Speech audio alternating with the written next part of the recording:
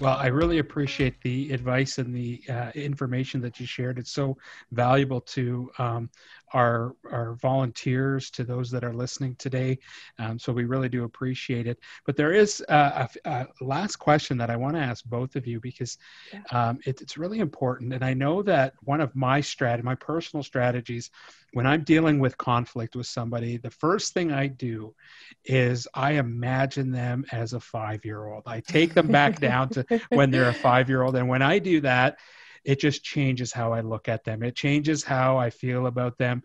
And it helps me get that. And then it takes me back to when I was 5 and some of the things that I did to help deal with certain stresses in life.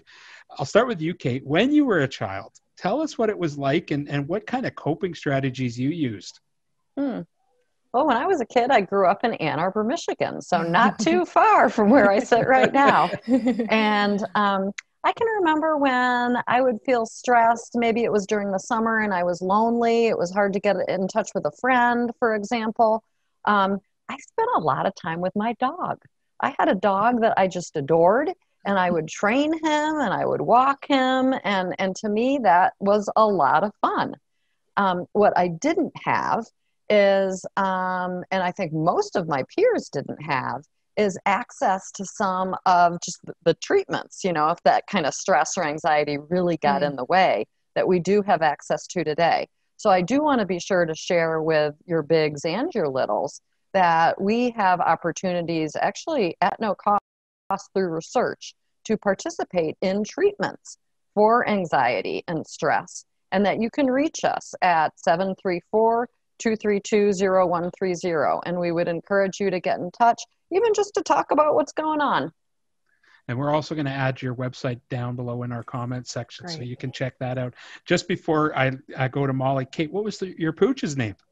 Oh, I had Duffy. Duffy. And Duffy was a Kerry Blue Terrier and had a little stubby tail. And I felt very proud that, he was my dog. I was definitely, Duffy's best friend in the family. Pets can definitely be a great coping stress. And is that Duffy? Is that Duffy? It wasn't. I hear him. Maybe that's Molly's Duffy. It's my dog. Yeah. They know. They have a sense. I love it. Molly, while you're getting your little pooch there, what's your dog's name? This is Elsa. Elsa. Well, just thinking about when you were a child, Molly, what was it like growing up, and what were some of your coping strategies? Yeah, definitely. So, I think the biggest change that I feel and see now, and what I hope is different for our youth, is it just was not, like, mental health and taking care of yourself was just not talked about in the same way, right?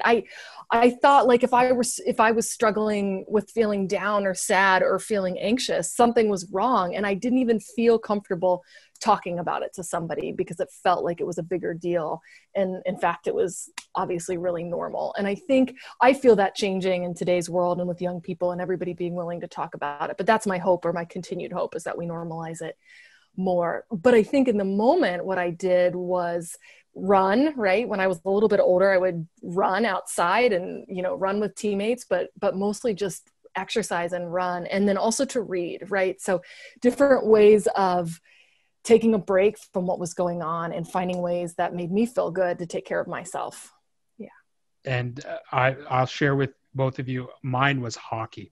Yeah. Whether I was playing or skating on the pond or playing ball hockey on the road or watching it with my dad, that was it was like a reset for me. It just helped me eliminate anything that I had going on, and just allowed me to be in the moment. So it's nice when we can reflect back on some of those times that we didn't realize we were actually using coping strategies.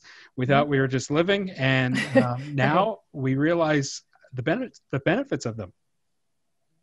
Absolutely. So I'm going to leave this open. I'd love to hear if you guys ladies have any more information that you'd like to share with our viewers or with our bigs, littles.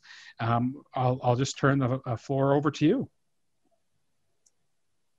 Well, I just want to say, I'm so delighted for the opportunity. I think this topic is fantastic. It could not be more timely, being back to school and during the pandemic. And I just want to underscore that message that feeling stressed or anxious or sad, those, Molly mentioned the word normal. Those are normal feelings. Everybody has them. And it's also very, very common for those feelings to sometimes start getting in the way.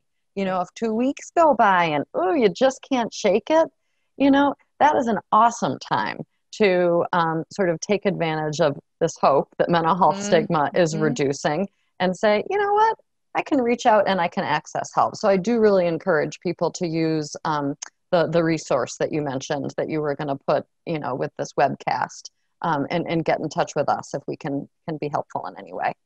Excellent. How about you, Molly? Yeah. So coming back to this idea of uncertainty, right? So that we really, there's so many things that are completely out of our control right now. And that's true for all of us. And so where do we kind of take some of that control back, and what do we have control over? What can I focus my time and energy on? How can I take care of myself or the people in my life? And rather than worrying about all the stuff that is out of my control, how do I focus on what I can do? Right. Today, whether it's in this moment right now or today or this week. Great. Well, ladies, I really appreciate you joining me today. It's been enlightening to hear the different things that we can do together to help with mental health and the stigma associated with it. So I really appreciate you joining us on Big Brothers Big Sisters TV. Thank you so much. We enjoyed it too. Thanks, Rod. Really appreciate it. It was nice to meet you.